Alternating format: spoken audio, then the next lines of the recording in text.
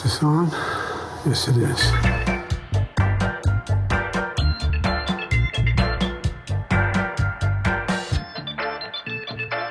Rudy's Revelation. You can't handle the truth.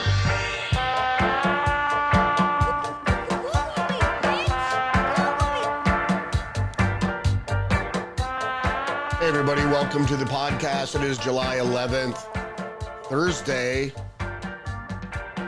Welcome. All right, well, today is the day for Joe Biden's big boy press conference, supposedly unscripted big boy presser. So that's going to be the lead story today. There's a bunch of other developments surrounding Biden's candidacy that I'm going to get into, but I'm going to stress that it's not the point that he should run again for another term, is that he should step down immediately. So I'm going to get into these headlines and more coming up right now.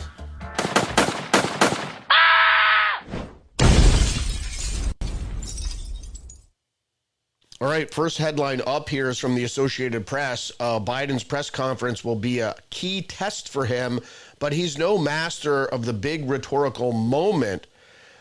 Indeed, Joe Biden has never been much of an intellect or a communicator. He can't really articulate things very well.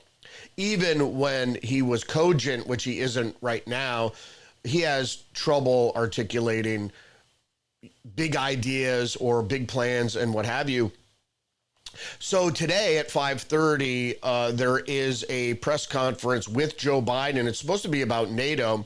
It's his first solo press conference of the year, which means he hasn't faced a pool of reporters yet this year, and it's already, the year's half over. So this is the problem here. He hasn't been put out in front of the press because he can't handle it. Now, it's supposed to be unscripted, which it will not be. They will do everything they can to reassure the electorate and Democrats, actually, everybody else, that he's still cogent, that he can handle it. So it's going to be heavily contrived, orchestrated, and scripted, mind you, because even when he's had press conferences in the past, he's had a note card with faces of the reporters who to call on with the pre-scripted questions and answers, which he often refers back to his notes when these things go down. My understanding was he's going to take 2 questions. That's hardly a press conference. Usually a press conference, you're at half a dozen questions at least, sometimes more. Trump used to take 8 or 10, and Trump was a master at doing this. This is not going to dissuade anybody who's already on the fence about removing him from the 2024 ticket. Realistically here, as I just mentioned, is that it's not whether or not he should run. He should not be at all President of the United States. He should be 25th Amendment immediately. Kamala Harris, as far as I'm concerned, should take over. Not that she would be much better, but any action right now to replace Joe Biden would show our global adversaries, particularly the Chinese and the Russians, of course, that we understand what's going on, because certainly they do. All right, let's get into this AP article just briefly. President Joe Biden has a fresh opportunity Thursday to prove to the American public that he's capable of serving another 4 years after a shocking debate flop threw the future of his presidency in doubt. But Biden is not known as a master of the big rhetorical moment, and his recent cleanup efforts have proved inadequate. Yet, remember, he was supposed to go on this big media blitz, this big campaign blitz, and 2 dates or 3 dates into it, Jill Biden had to take over. Dr. Jill had to take over and go to all his events because he couldn't do it. And he had to rest up for the NATO, and because all eyes were going to be on him for the NATO summit. The article goes on to say Biden 81 will close out the NATO summit in Washington, an event meant to showcase his leadership on the world stage with a rare solo press conference. His stamina and effectiveness are under the microscope like never before, and he's struggling to quell the Democratic Party's panic about his chances in November. And this is the point we're trying to make here, is that the Democrats don't care about the welfare of the country. They care about winning, and they're afraid. And this whole thing was sort of orchestrated by the Democrats to begin with to try to force Joe out, because they were obviously aware that Joe wasn't willing to step aside, and his awful poll numbers were not being recognized by the campaign. They were being dismissed by Joe Biden himself, and they worried the Democratic Party because of their chances to win the presidency. Now they're even more in a panic because they're worried about down ballot. So there's several Democrat politicians saying that he is not only going to not win the presidency, but he's going to affect the balance of power in Congress, in the House, and in the Senate. So moving on to another article here from ABC News. Now, ABC News is the one where George Stephanopoulos and ABC News rigged the last interview. Biden's solo unscripted news conference, a pivotal moment in the debate rebound effort. Now, the point here is ABC has, we're going to get to it in just a minute, scolded George Stephanopoulos for making a comment to a passerby that was actually a reporter for TMZ while he was out jogging, that Joe Biden can't serve 4 more years, because Stephanopoulos witnessed, I think it was contrived. I think he did this on purpose so he could say, hey, I'm a journalist. I witnessed Joe Biden. I know he's cognitively impaired, because we had the network, and that's why the network is so mad, had to cobble together an interview to make him presidential. But since I was there during the taping, I was aware that Joe Biden was cognitively impaired, and that when I saw the interview afterwards, I could see that the network cobbled it together to make him look more effective than he actually was. So let's go back to this ABC article here. President Joe Biden facing political crisis as Democrats question the viability of his campaign and mental fitness will be put to the test on Thursday at 5:30 when he holds his first solo news conference of the year. Like I said, it's month 7 here. It goes on to say the high-stakes moment is an opportunity for Biden to change the narrative after his poor debate performance triggered a drumbeat of concerns in his own party that he might be too weakened to win against Donald Trump this November. I have to just stop here and say, I don't know if you saw it. He was at an event yesterday, and he grabbed, it was the union event, where he grabbed the mic away from the speaker and he started talking. And the funny thing was, it was an ABC News camera that was trained on him, and he started going off on his little flourish there that made him look really bad. And so the ABC News camera immediately moved the camera off of Joe Biden. Now, you are at a press event with union leaders and Joe Biden, and I've worked with the media. You would never move your camera off the president of the United States when the president of the United States was making off-cuff remarks. Now, the reason being is they could have edited it out, but they were running live. And also, if they had even recorded it, somebody within the news organization could very well have leaked it or something like that. So ABC News camera moved the news camera away from Joe Biden, but you could still hear him rambling on. And that's the arrogance of Joe Biden. He doesn't realize he's cognitively impaired, and he's making things worse for himself. And that's something, if you guys could find the footage, to go out and check. But the news conference coming up today at 5:30 will be problematic. I think it's going to be highly scripted, and he's going to only answer a couple questions, and he'll know the questions, and he'll have the answers and all the things. And who knows if he has a teleprompter or not. We'll see. In any case, the article goes on to say, but any stumbles in the unscripted, see, they say unscripted 3 times, in the unscripted setting could add fuel to the fire. Despite Biden's repeated attempts to rebuff his critics and his insistence that he's staying in the race, he keeps making mistakes like he did yesterday at the union thing. And the story goes on to say, many Democrats have said they need to see Biden clearly answer questions without faltering or losing his train of thought.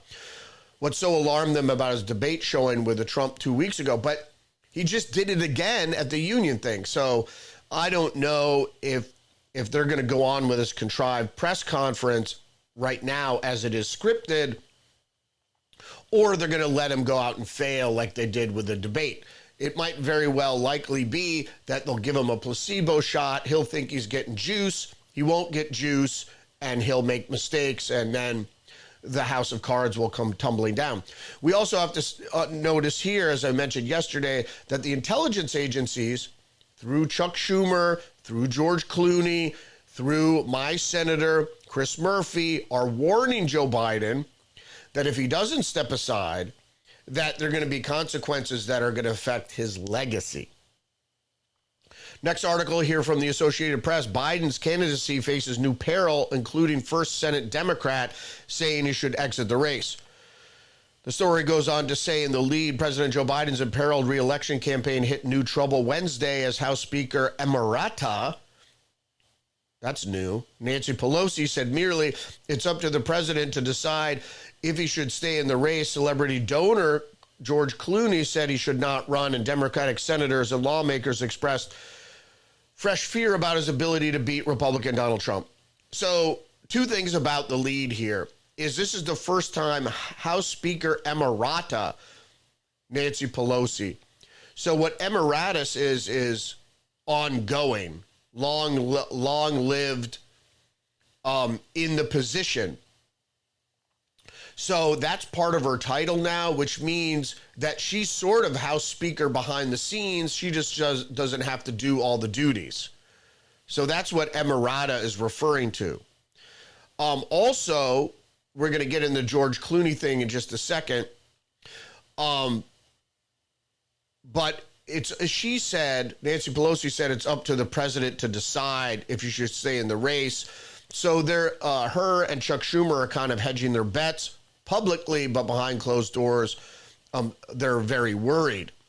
And if you didn't hear about the hullabaloo about George Clooney, he wrote an opinion piece in the New York Times saying Joe Biden should step aside, which is rare because, and I'll get into that in just a second, for a backer of the Democratic Party to go, into a flagship of the Democratic Party, a flagship publication that like the New York Times, and say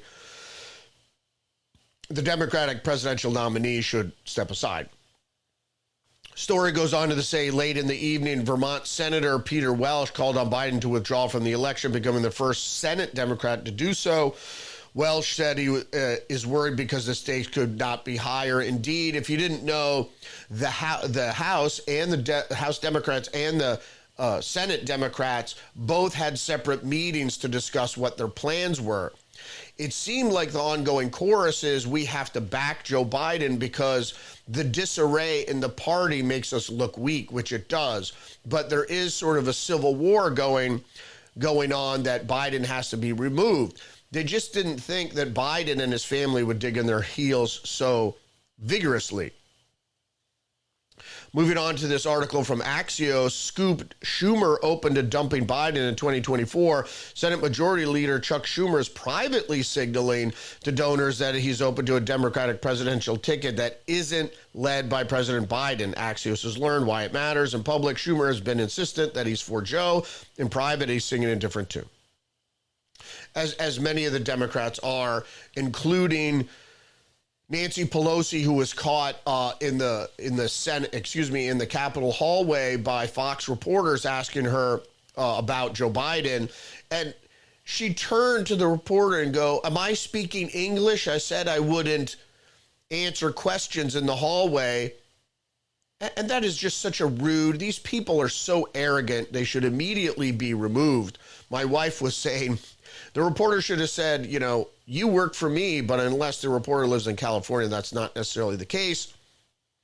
But the point being is that these people, the political elite, are completely detached.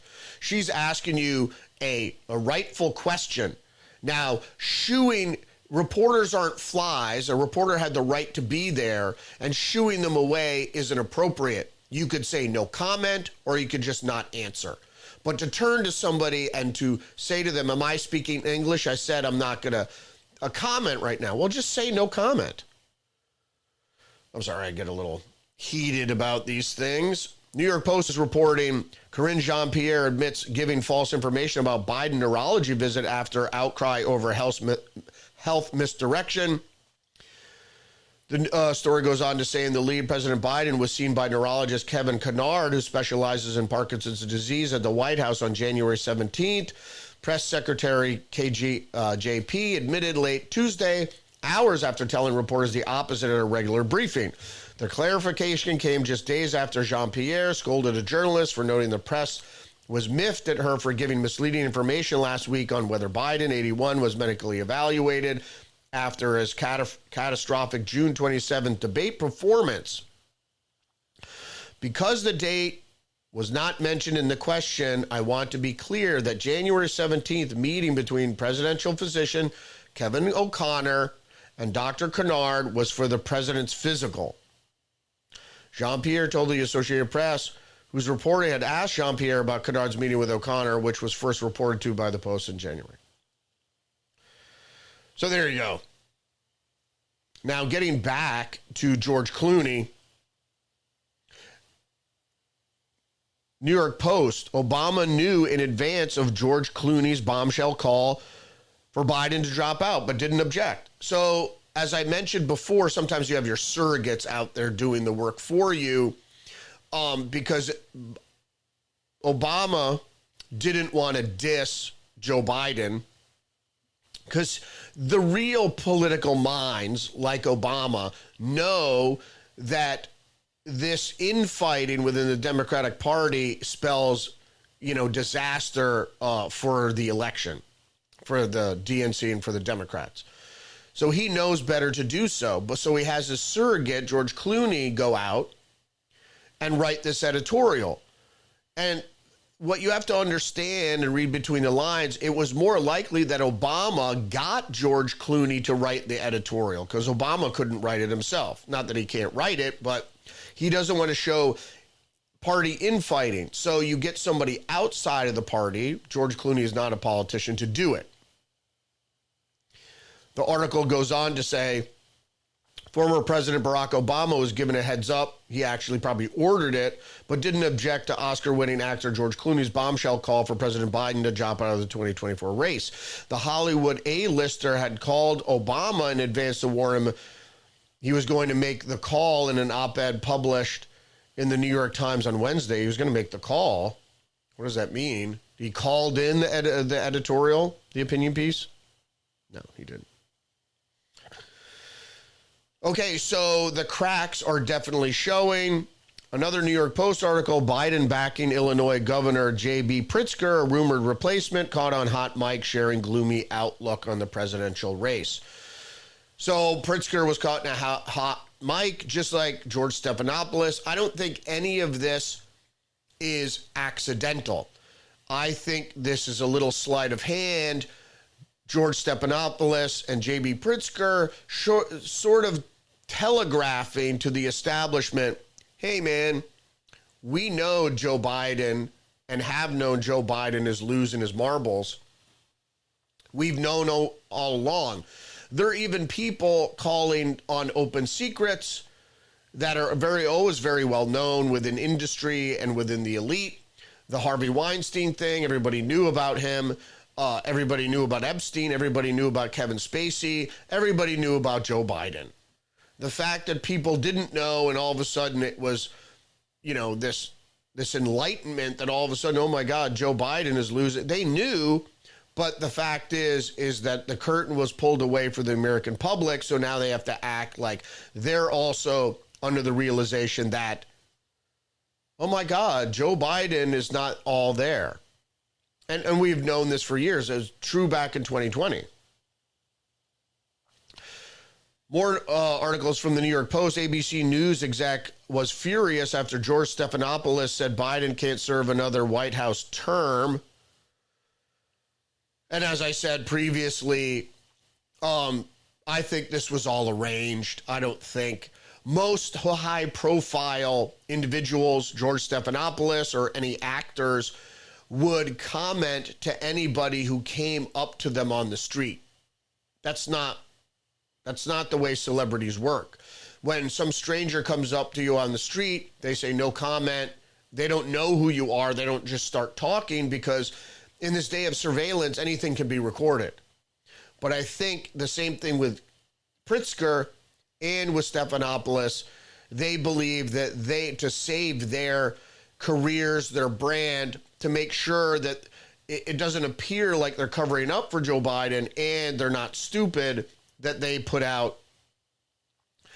can't put out a statement because, well, not J.B. Pritzker, but he is governor, so he has to answer to the electorate. But George Stephanopoulos didn't want to piss off ABC, who orchestrated the interview last Friday. They orchestrated it to make Joe Biden look presidential. They teamed up with the White House and they agreed with the administration that they were going to do a favorable interview. And even though George Stephanopoulos was there, he did his part and they made him look presidential, but who knows what the outtakes look like. That's why it's so important to see the videotape, the video recording, or hear the unedited audio from Special Counsel Hur's investigation or interview of Joe Biden in the classified documents case against him, because the transcript was altered, just like ABC altered the transcript from the ABC interview when Joe Biden said, "I was the goodest president." Once a man, twice a child. Going back to this New York Post article, top ABC News executive was reportedly furious upon learning that George Stephanopoulos, a former Democratic operative, indeed, and now a journalist, came off as biased against President Biden. Now, I just have to say, it's not biased to give your fucking opinion. It's not biased. It's just you're stating a fact. Now, the problem is with the postmodern mindset these days is your truth. Is it really your truth? Your truth is not your truth. Getting an objective point of view means reading between the lines or listening to both sides of an argument and making up your own mind. It's not biased for you to say Joe Biden can't serve another 4 years, another term. That's obvious. He can't function right now, and he shouldn't function. He should be 25th Amendment immediately if he doesn't step down. That should be the course of action legally. Now, the intelligence agencies have a different thing. They're threatening him with a bunch of other stuff because if his cabinet has to go along with 25th Amendment. So if his cabinet is loyal to him and won't do that, then it could be impeachment. They'll dig up evidence. They'll smear Joe Biden is what they'll do. And if that doesn't work, he might slip and fall in the bathtub or, have a heart attack, a stroke. He could fall down publicly. Who knows? He could get assassinated by a Trumper, a MAGA. Anyway, back to the article. Stephanopoulos, 63, was told by Network's news division head Deborah O'Connell that he is a newsman who is expected to be objective. You know what that means in code. According to Radar Online, after video footage emerged of the former President Bill Clinton advisor, he was chief of staff, telling a Manhattan passerby, "I don't think Biden can serve 4 more years."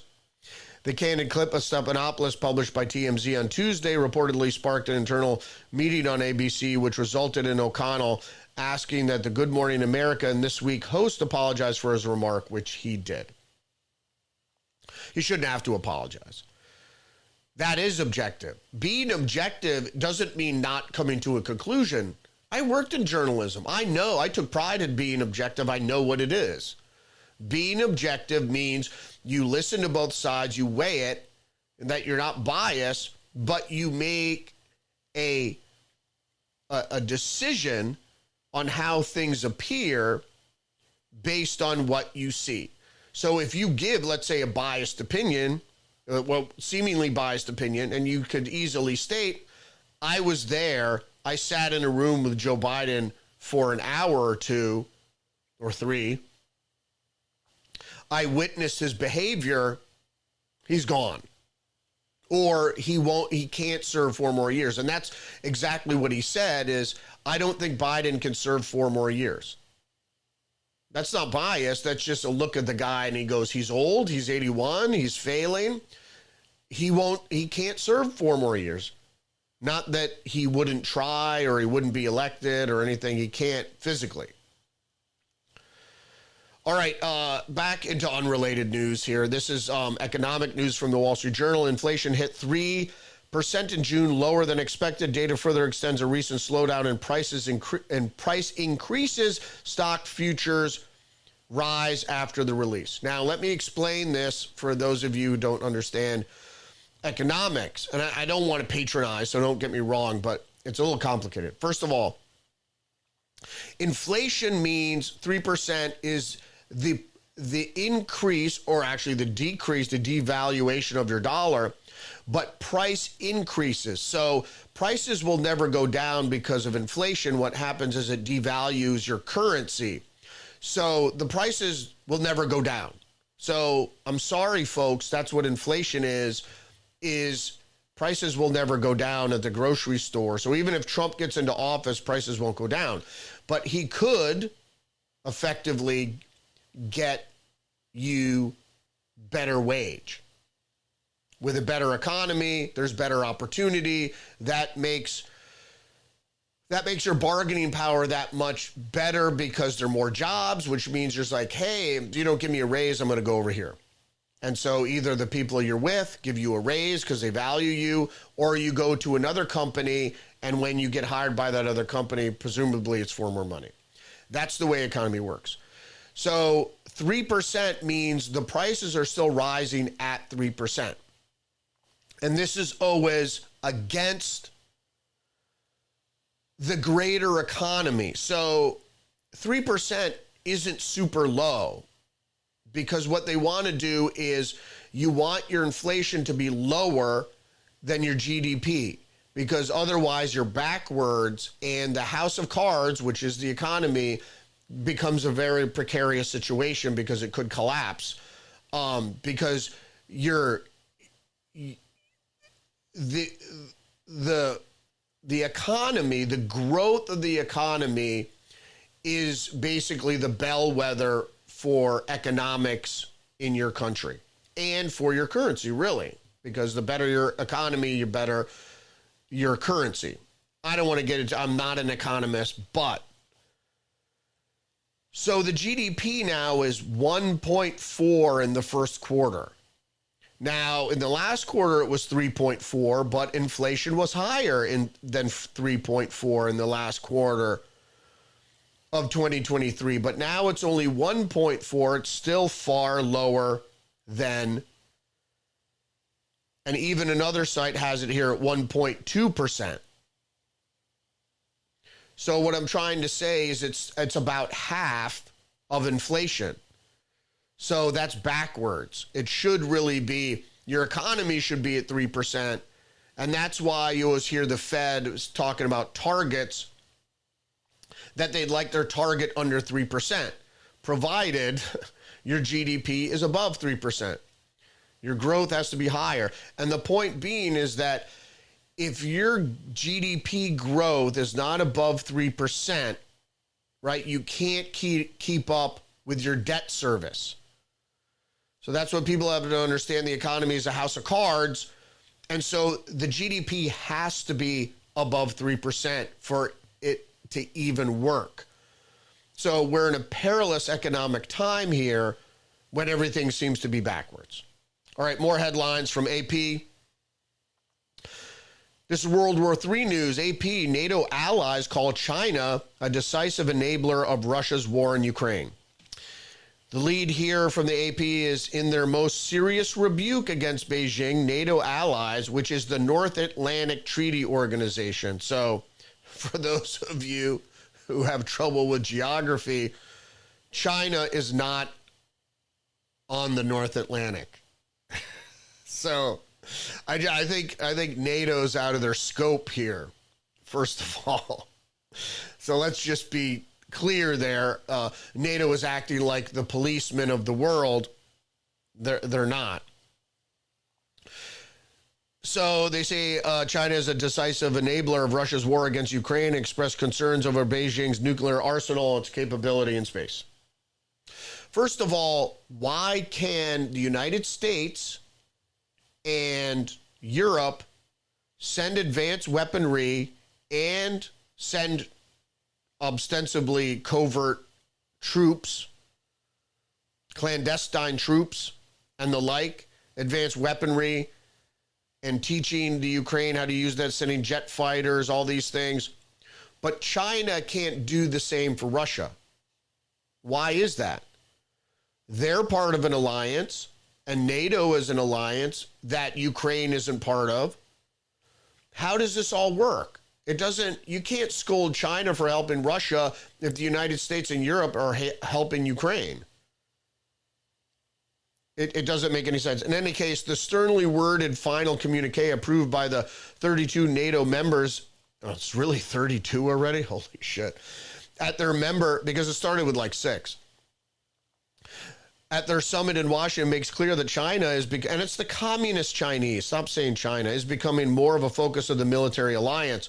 The European and North American members and their partners in the Indo-Pacific increasingly see shared security concerns coming from Russia and its Asian supporters, especially China.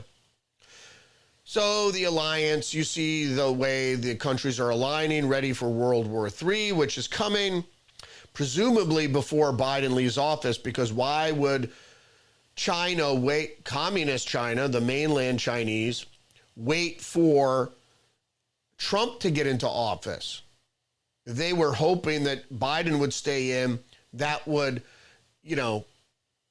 further their timetable. So when they strike Taiwan, it would be when Biden is well into his second term and presumably very feeble, and or Kamala Harris takes over.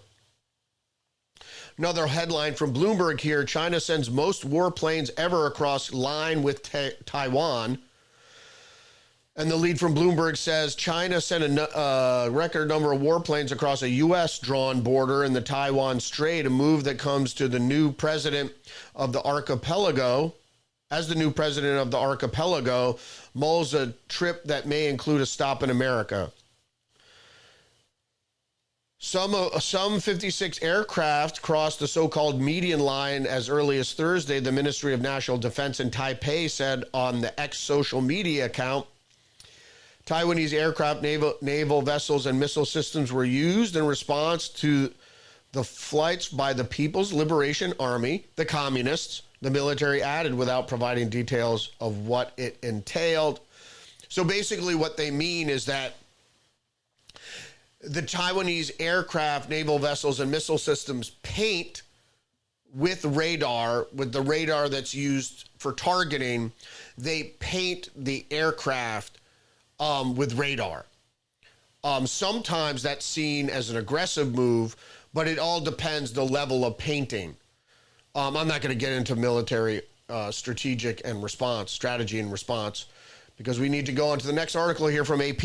U.S. Coast Guard patrol spots Chinese naval ships off Alaska Island. Again, it's the communist Chinese.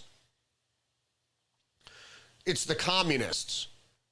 It's the Chinese Communist Party that's in charge, the authoritarian communist government of China. That is the threat. It's not the Chinese people.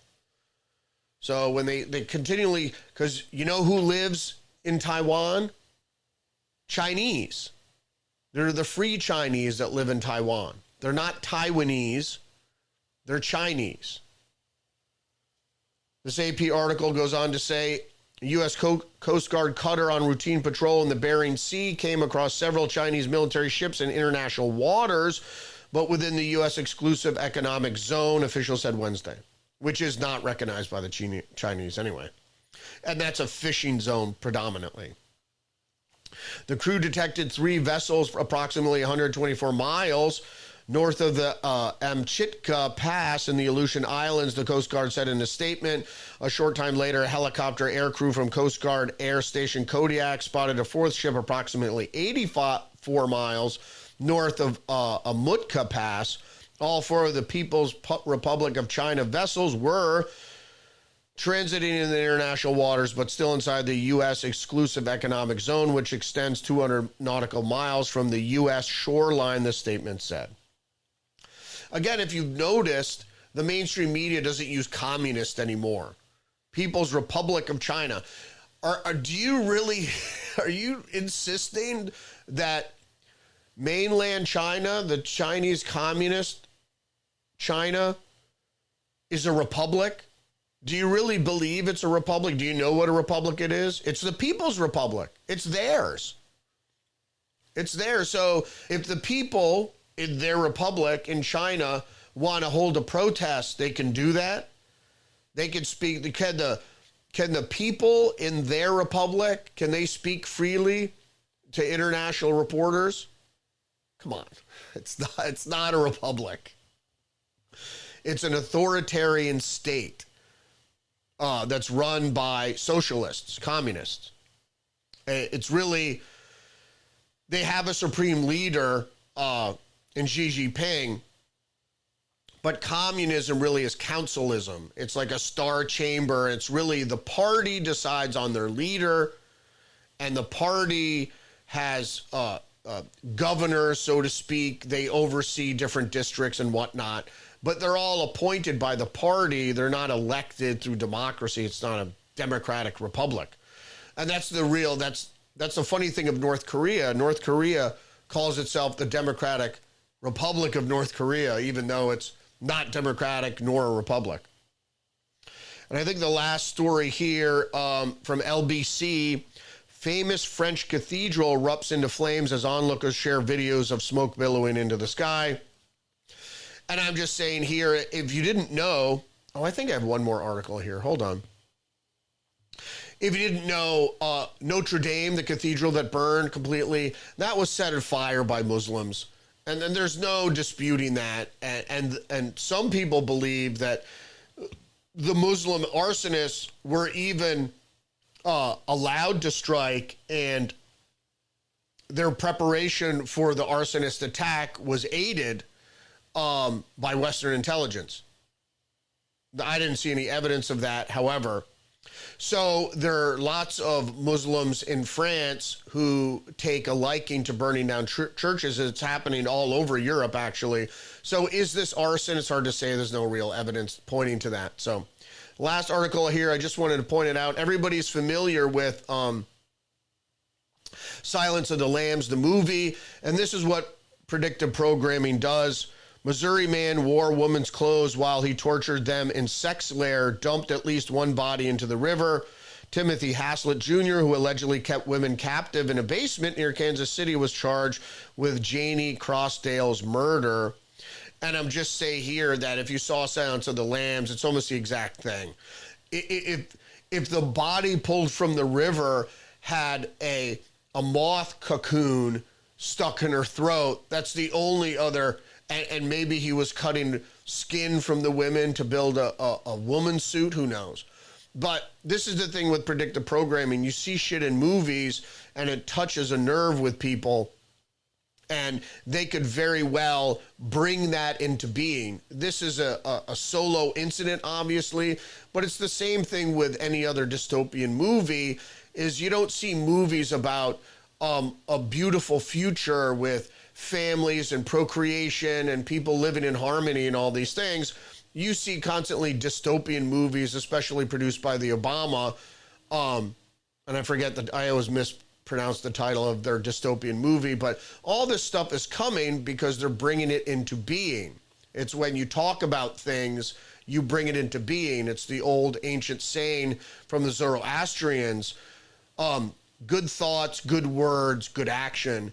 So you think good thoughts, you speak good words, and you bring into being good action. Because if you do the opposite, you're going to bring it into being. In any case, I'm not going to belabor that too much. So thanks for joining me today. Don't forget to like, subscribe, give me a thumbs up. Leave a comment down below. You can ask me a question, or you want to discuss any of these topics and these news stories. So I'll be watching Biden's big boy press conference. It's going to be scripted, without a doubt. There's no doubt that it won't be scripted. We'll see if they pull the administration would have to pull the rug out from underneath Joe Biden, because they run the press conference. So we'll see if that's the case. I don't know. I don't know what will happen. I believe it's going to be very short. I heard he's only taking 2 questions. A regular presser, he should take at least half a dozen. We'll see if that is indeed the case. I don't know. But thanks for joining me today. Every day live on Rumble, Monday through Friday at 10 a.m. Remember, you're under attack psychologically, biologically. Stay hip to the trick. See you tomorrow. Respect.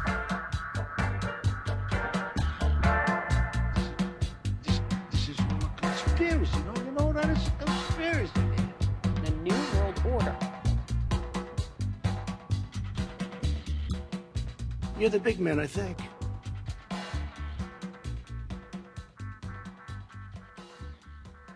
Let's go, Brandon.